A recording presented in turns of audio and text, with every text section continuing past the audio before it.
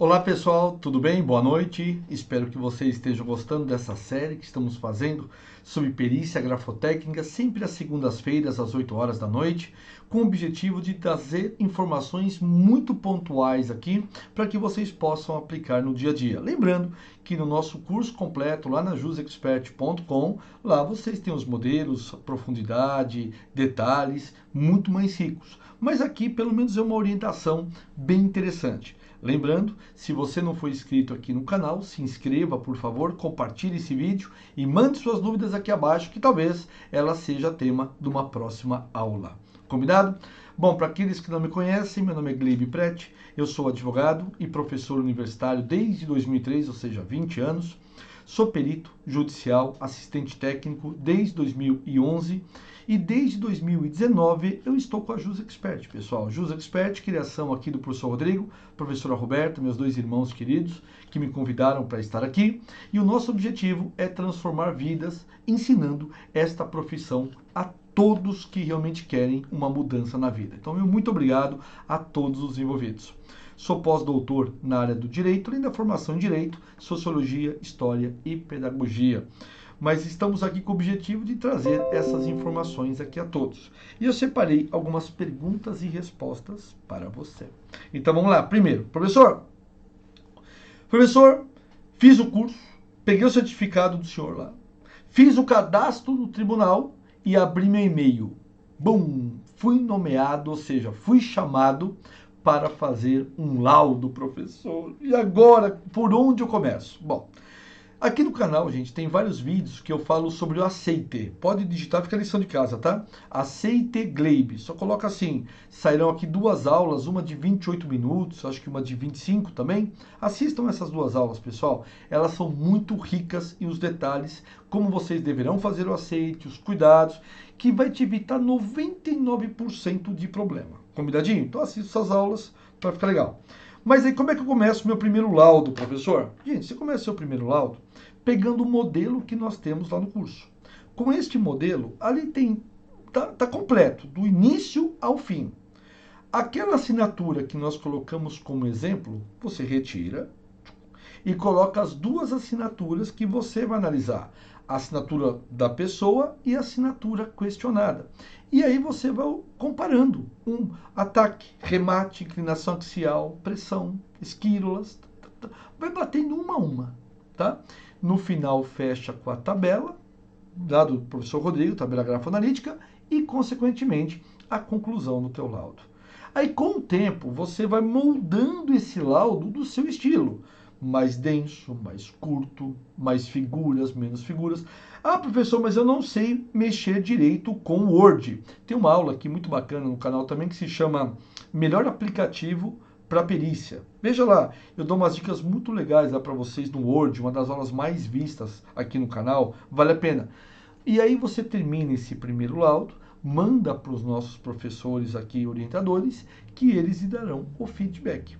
Tá bom? Aí, obviamente, melhor aqui, melhor ali, troca lá. Mas se você usar o padrãozinho que nós colocamos, tá tudo caminhando. Tá bom, pessoal? Legal, né? Essa é a primeira dica, pessoal. Então, vamos para cima. Ah, mas eu vou errar. Vai. Ah, mas eu não vou fazer tão bem feito. Vai, não vai. Ah, professor, mas eu vou ficar em dúvida. Vai. Mas tem que começar, meu cara. Tem que dar os primeiros passos. Tá bom? Segunda pergunta.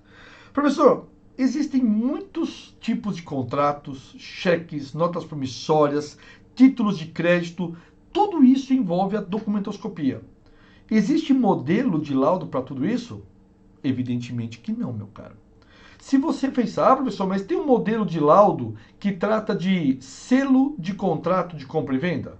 Ô, gente, lógico que não. Porque, vamos lá, quando você tem um modelo de laudo, pega um documento, por exemplo, um cheque, você tem vários bancos, que tem vários anos que os cheques foram passando, mudou o seu caráter e, obviamente, a sua segurança. A mesma coisa com as notas do real. A mesma coisa com contratos em cartório. Quem era o oficial da época, qual era o tipo utilizado de selo na época e assim vai.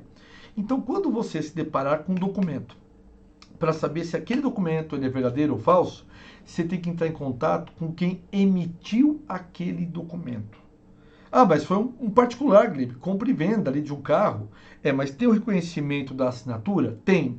Tem lá os dados do cartório? Tem. De 2010, 2015, 2000, 1980? Entre em contato com o cartório e pergunta se naquele período o oficial que assinou era aquele, e se tem uma assinatura dele, com certeza tem, você vai precisar, e o modelo de selo que era utilizado na época. E aí você vai fazer o parâmetro, pessoal. Vou te dar só um exemplo.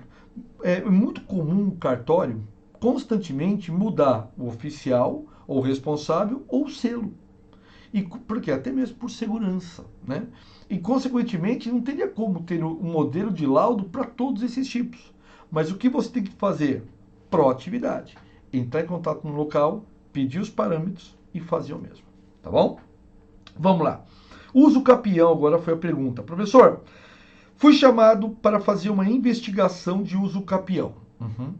E o senhor disse na aula que é para conversar com os vizinhos, para saber se a pessoa mora lá ou não, enfim, aquela coisa toda, né? Professor, mas não tem vizinho. O que eu faço? Não faz. Você ouve a parte, ouve os familiares, confirma que é o fulano mesmo, pede lá o documento, tira a foto, né? Rosto com o documento, tira a foto do lugar que está vago, que não tem vizinho, tira a foto do outro lado que também está vizinho, e está vazio, do vizinho, e consequentemente coloca no teu parecer, coloca no teu laudo. Fácil. Assim, pessoal. Coloque sempre a verdade. Contando a verdade é a forma mais simples de você dizer a informação. Tá bom? Ficou boa essa dica. Professor, se o juiz não aceitar a coleta virtual. Por que, professor? Eu já fiz o aceite lá, segui as regrinhas, falei que era de outro estado, professor, mas mesmo assim o juiz quer a coleta virtual. O que eu sugiro, pessoal? Faça uma petição informando que a coleta presencial, perdão. Faça uma petição informando que a coleta de forma virtual não vai trazer prejuízo nenhum, repito, nenhum análise do processo. Haja vista que você está vendo quem está assinando, confirmou quem era com o documento, teve as fotos daquele documento e, consequentemente, foram enviados pelo correio para você. E quem paga isso é a parte, mesmo beneficiário da justiça gratuita, se ela é beneficiário da justiça gratuita, é ela com o fórum, não ela com você. Perito não põe a mão no bolso, gente, não cai nesse argumento não, tá? E aí, consequentemente, mas se mesmo assim o advogado não quiser mandar, você peticiona, fala, olha, eu não tenho como pagar o SEDEX, né? Quem tem que pagar é a parte, juiz, tá bom? Eles se viram lá. Qualquer problema, gente, se o advogado ou a parte não fizer, peticiona, tá bom? No processo. Aí o juiz determinando, eles fazem. Vai por mim, tá bom? E aí você sempre argumenta, gente, o artigo 236 do Código de Processo Civil, especialmente o parágrafo 3º, que fala ali que os atos processuais podem ser feitos por videoconferência. E a coleta é um ato processual. E por videoconferência, que pode ser.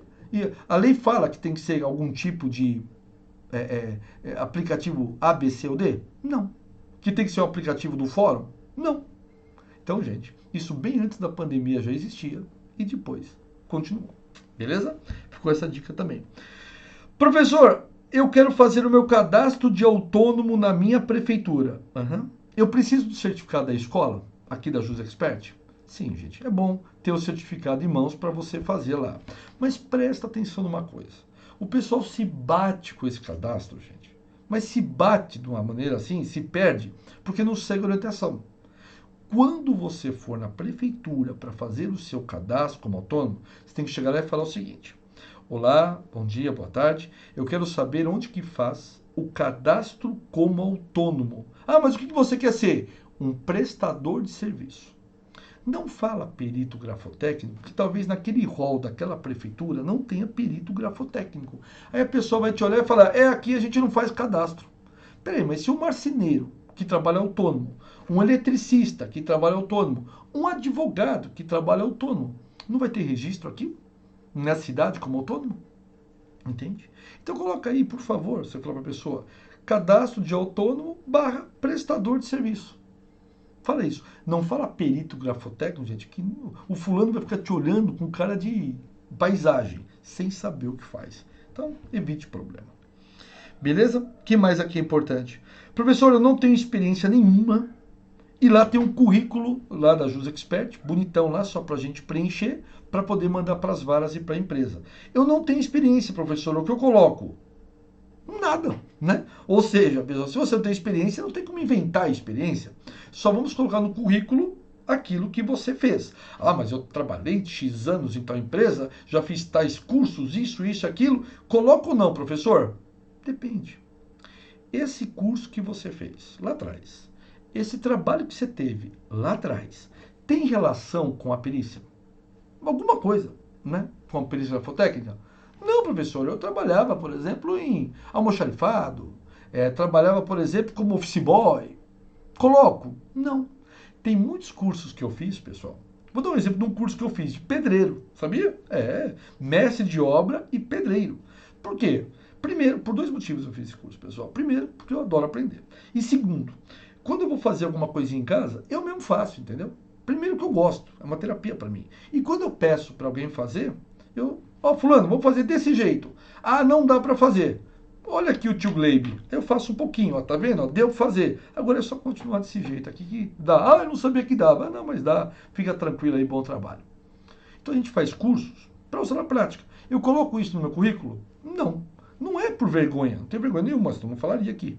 Mas não tem correlação nenhuma com perícia, então não colocaria. Beleza? Que mais? Professor, eu moro no Rio de Janeiro. Beleza, carioca? Eu moro no Piauí. Beleza. E aqui no meu estado, professor, tem aquele negócio de 2 anos, né, para poder fazer o cadastro no tribunal aqui. O que eu faço da vida, professor? Então vamos lá. Você que mora no Rio e você que mora no Piauí, você tem que esperar 2 aninhos para fazer o cadastro no Tribunal de Justiça destes estados. Pois bem, mas o que o pessoal do Rio faz e o pessoal do Piauí faz?